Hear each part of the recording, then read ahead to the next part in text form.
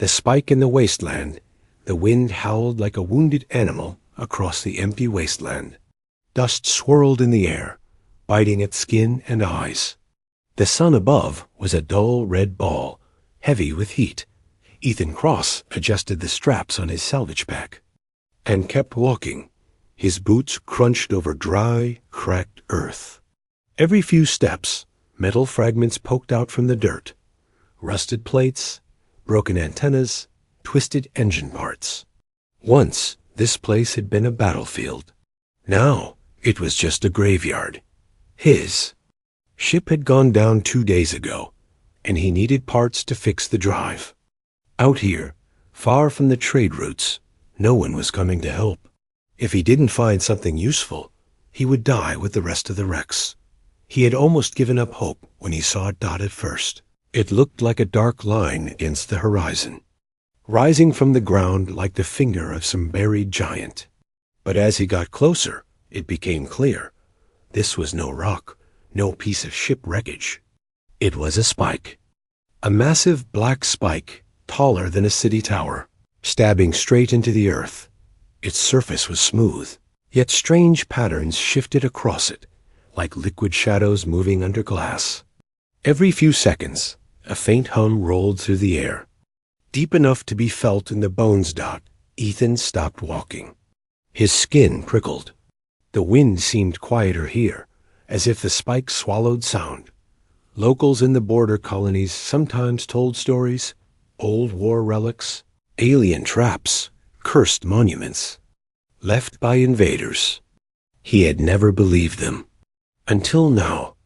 He was about to turn away when his eyes caught something high above, near the very top of the spike. Something hung there. It was hard to see through the heat waves. At first, he thought it was some kind of trophy, maybe the skeleton of a fallen pilot, hung there by enemies long gone. But then it moved. Just slightly. Ethan squinted, shielding his eyes. The shape was humanoid, thin, elegant, wrapped in torn armor. A figure impaled through. The back, arms hanging down. Pale hair fluttered faintly in the wind. And then, it opened its eyes. They were silver. Bright silver, like molten metal, glowing faintly even in the daylight. And they were looking right at him. Ethan froze. His mind screamed at him to leave. This was no place for him. But he didn't move. The figure's lips parted, though he could hear no voice. A strange pressure built in his skull, like someone pressing invisible fingers against his thoughts. And then, inside his head, came a single word. Not in English, not in any language he knew. But somehow, he understood it. Colon helped. The word hit him like a physical blow. He stumbled back a step, heart racing. The wind picked up suddenly, carrying with it the taste of metal and ash. The jing from. The spike grew louder, deeper. His salvage scanner beeped wildly, showing spikes of energy he had never seen before. Above him, the silver-eyed figure was still watching. Ethan glanced around the wasteland. No movement, no ships in sight, but something in the air felt wrong. Too still, too heavy. Like the moment before a storm god, his comm device crackled in his ear. It was his ship's AI, patched into the emergency channel. Warning, Ethan. Leave the area immediately. The spike is not abandoned. His mouth went dry. Not abandoned? What is it then? He whispered. The AI didn't answer. Static hissed. Then the channel went dead. Ethan looked up again. The figure's eyes had not left his. He knew he should turn back, walk away, pretend he had never seen this. Out here, survival meant avoiding other people's wars, other people's ghosts. And yet, he couldn't. There was something in that gaze. Not just desperation, not just pain, something more. A strength buried under the suffering. The figure shifted slightly, as if trying to lean forward, but the invisible chains held her in place. Ethan felt the word again in his mind. Stronger this time, Colon helped out. The hum of the spike pulsed once more. sending a shiver through the ground. Far in the distance, a thin black shape crossed the sky, too fast for a bird, too silent for a human craft. Whatever this spike was, it wasn't forgotten. And whoever this figure was, someone wanted her here. For a long moment, Ethan stood. There, the heat pressing down, the dust stinging his face. Then he took a slow step forward. Dot another dot, the spike loomed higher with each step, until its shadow swallowed him completely. When he reached the base, he could see faint streams of blue light running up its sides, like veins carrying some strange energy to the prisoner above. He reached out to touch the surface, and the instant his fingertips brushed it, pain exploded in his skull. Images flashed before his eyes, fire raining from the sky, ships tearing each other apart in orbit, armies clashing on alien ground. He saw the silver-eyed figure fighting, her voice a command, her hands glowing with light. Then a betrayal, chains, the spike, darkness. The vision ended. Ethan gasped, falling to one knee. His head throbbed. His breath came in short bursts dot above him. The figure's eyes were still locked on his dot, and though her lips did not move, the word came again, cutting through his fear like a blade. Help. Asterisk the prisoner's eyes. Ethan didn't. Sleep that night. The images from the spike burned inside his head. The fire, the betrayal, the woman's eyes. Every time he closed his own, he saw them, silver, unblinking, filled with a command he couldn't ignore. By morning, he had decided he would go back. The wasteland felt different this time. The air was heavy, like it carried a storm only he could sense. The sky was pale, the color of bone. He kept low as he moved, using rusted wrecks and shattered walls for cover. When he reached the ridge overlooking the spike, he stopped cold. It was not alone anymore. 3 shapes circled the spike slowly, not human, not alive in the way Ethan understood. They floated just above the ground, their bodies made of black metal plates that shifted like insect shells. No wings, yet they moved with a sound like beating air. Drones. Each had a single red lens where a face should be. Every few seconds, that lens flashed, a scanning pulse. Ethan stayed still until they turned away.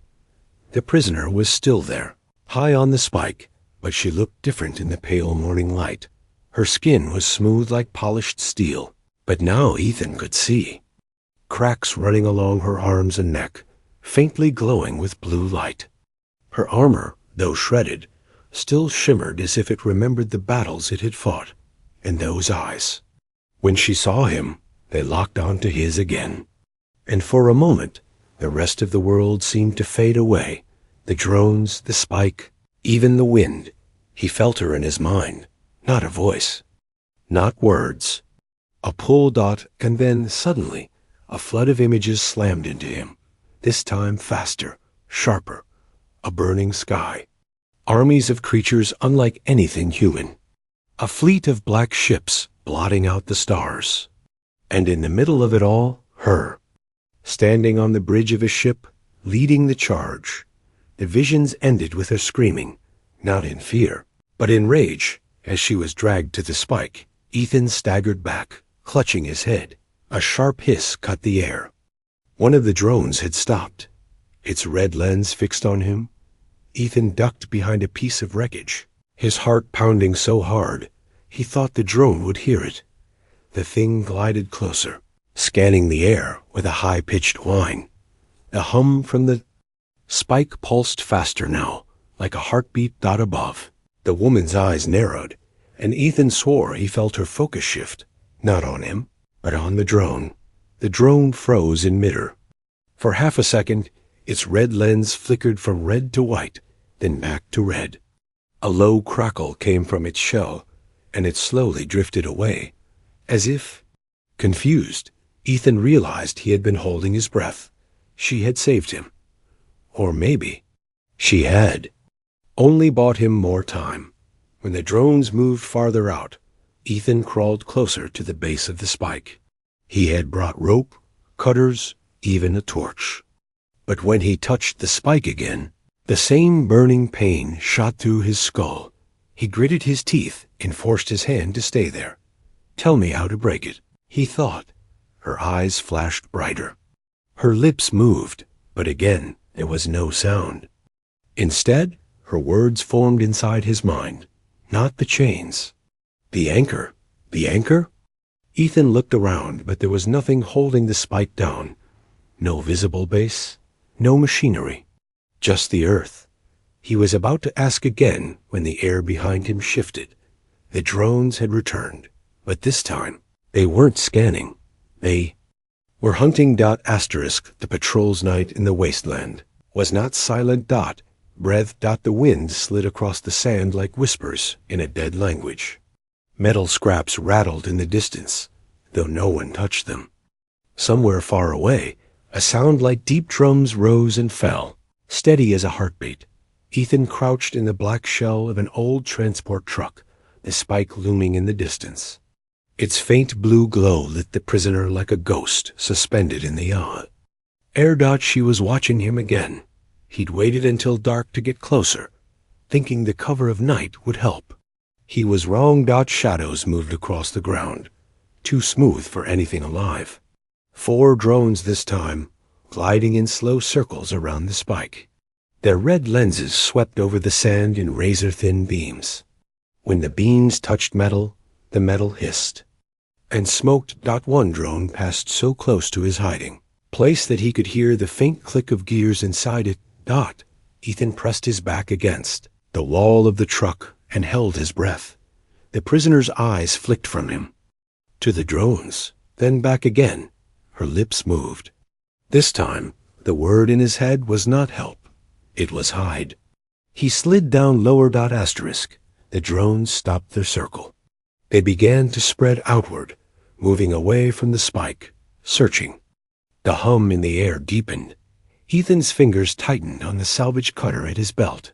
He didn't stand a chance against even one drone, but his instincts screamed to be ready. A sudden flash caught his eye, a glint of silver on the ground, half buried in the dirt. Curious, he reached for it, then froze. It wasn't silver. It was bone. Human bone. A rib cage, scorched black, fused to what looked like alien armor. Around it lay several skulls, some human, some not, all cracked and burned.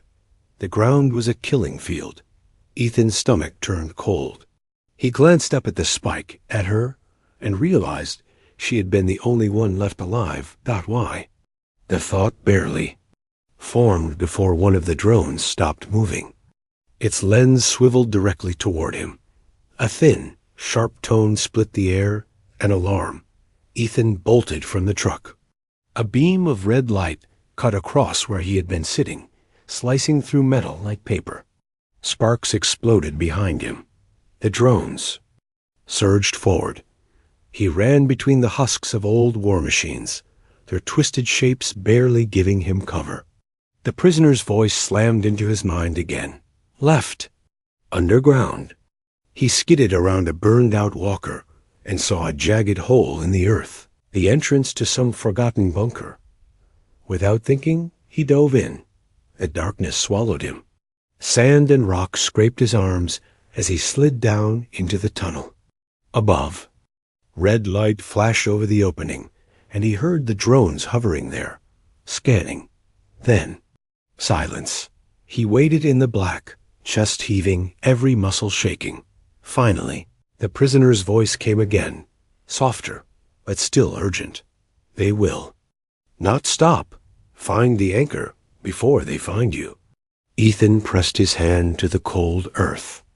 The hum of the spike was still there, faint but steady, as if it reached even underground. And for the first time, he wondered if breaking the anchor would not just free her, but wake something far worse. Asterisk. The first attempt the bunker smelled of rust and old fire.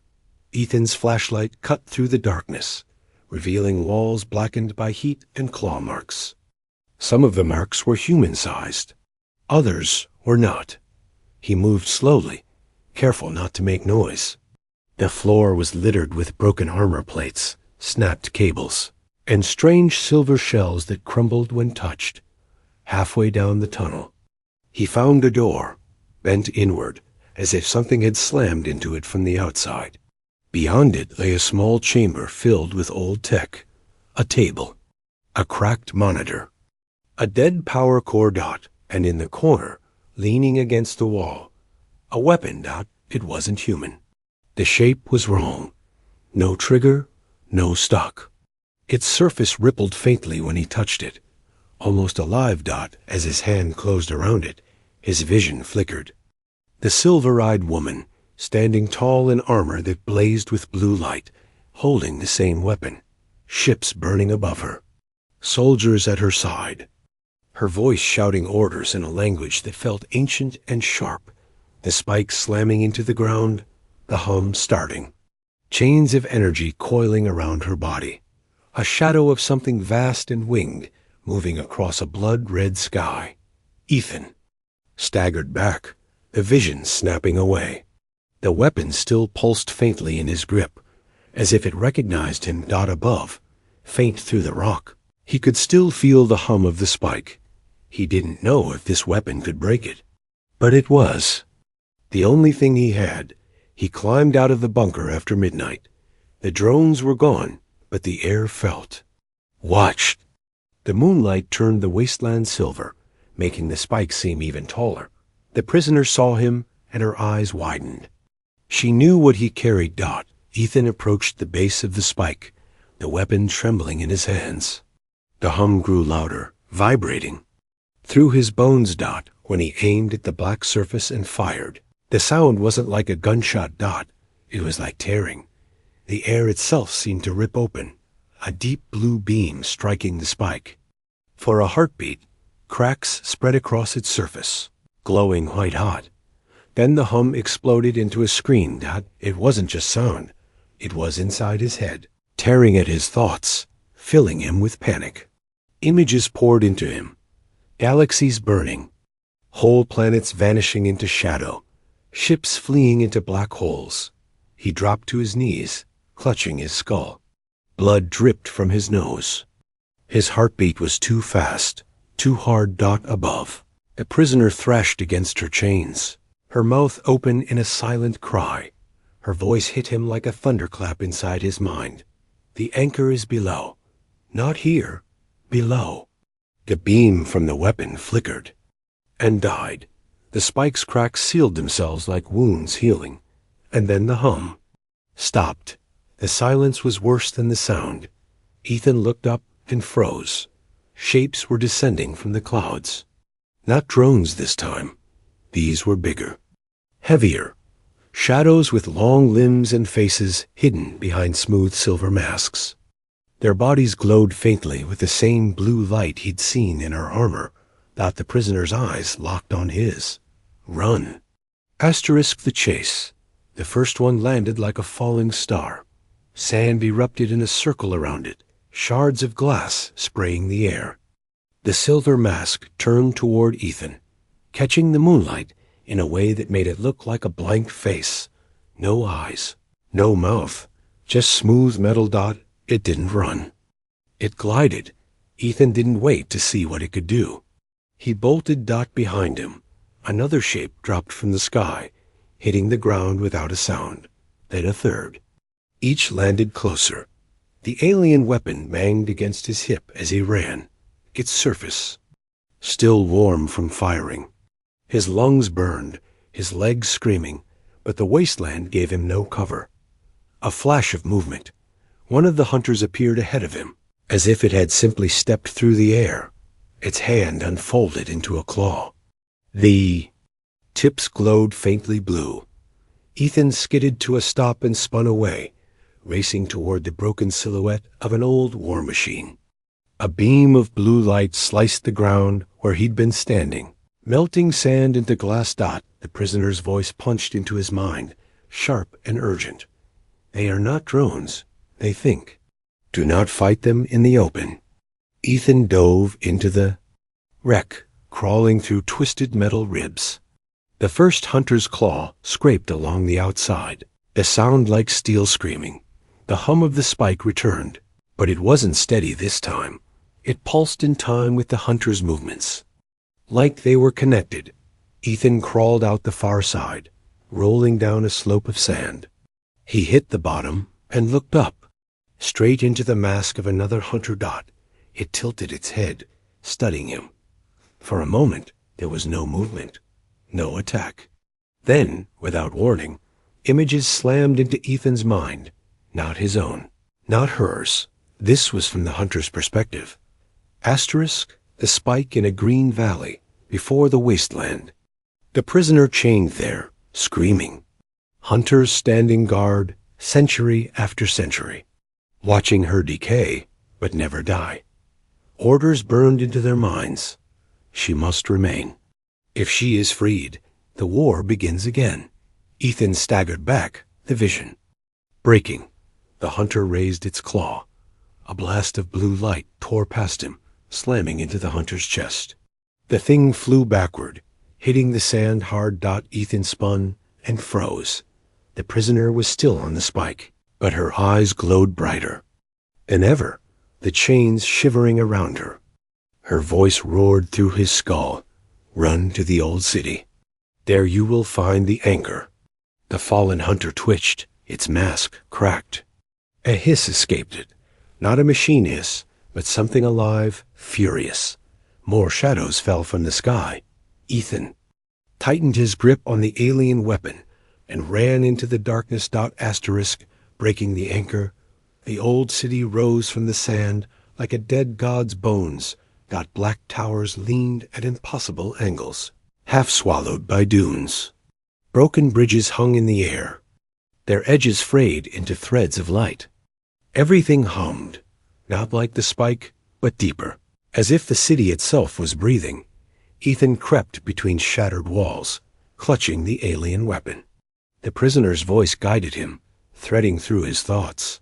The anchor is not stone or metal. It is a heart. You will know it when you see it. Every step echoed in the empty streets. The ground here wasn't sand anymore. It was smooth and cold, a single piece of black glass. Something moved ahead.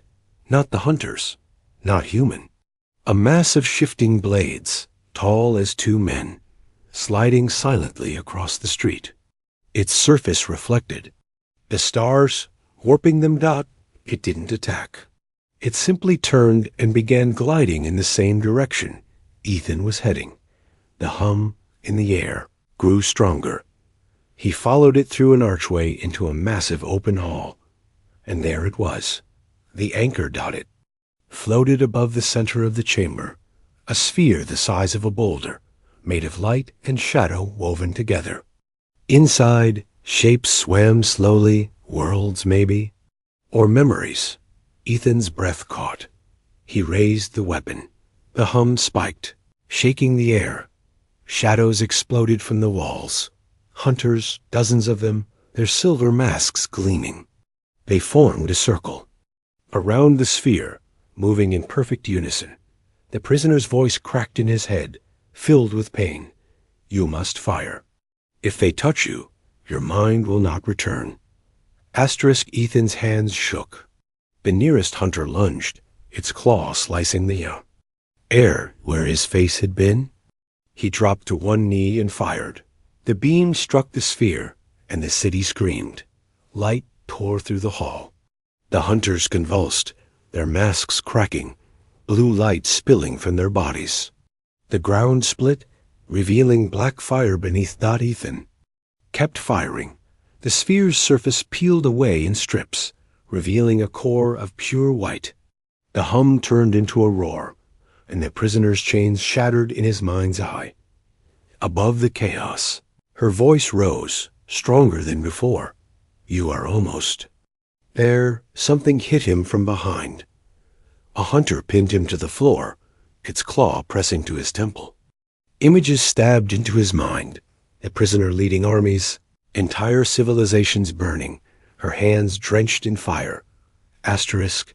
She is not your ally, the hunter's thought hissed. She is your ending. Ethan roared and swung the weapon up, firing point blank. The hunter disintegrated into shards of light. He turned the weapon back to the sphere. One last blast, asterisk. The anchor exploded. The light washed over everything. The hunters, the city, even the sky. And far away, chained high on the spike, the silver-eyed woman opened her arms as the chains melted into nothing. Asterisk the escape and the truth. The light faded. When Ethan opened his eyes, the old city was gone. Not destroyed, simply gone.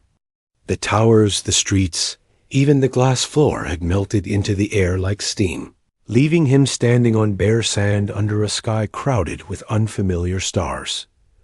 A shadow fell over him. She was there. No chains. No wounds. No weakness in her stance. The silver-eyed woman floated a few feet above the ground, her armor whole again, glowing with faint blue fire. "Ethan Cross," she said aloud, her voice low, smooth, and carrying the weight of centuries. "You have done what no one dared." He tried to speak, but his throat was dry. I freed you." Her smile was almost human. "Almost. You freed us." Only then did he notice the shapes behind her. Dozens of them, stepping out of the air, like they had been hiding between seconds. Warriors in the same silver armor, their eyes blazing. Ethan's gut turned cold. "Who are they?" "My army," she said simply. The hunter's warning echoed in his mind. "She is not your ally. She is your ending." Ethan raised the alien weapon. Her eyes flicked to it, amused. "If you fire," she said, "you will only open the way faster." Before he could react, the sky tore open. Not clouds, reality itself. A jagged black wound spread across the stars, and through it came ships. Huge blade-shaped vessels that shimmered like they were half in this world, half somewhere else. She turned to watch them, her expression unreadable. "The war we began now resumes." Ethan stepped back. "You said they kept you prisoner to stop a war." "They did," she said, finally meeting his eyes. They were right. The ground shook as the first of her warriors leapt into the sky, streaking toward the enemy fleet. She walked past him, her presence like heat on his skin. "You can come with me," she said, "and live long enough to understand. Or you can stay here and die in their fire." Ethan looked at the weapon in his hands, then at the endless dark splitting the heavens.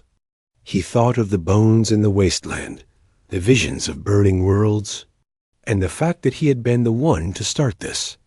He had seconds to choose. Above, the first explosions lit the sky. She turned once more, smiling, not in gratitude, but in something far older. "You freed me, Ethan Cross. Now, survive me." The light from the battle swallowed the wasteland, and the stars themselves seemed to burn.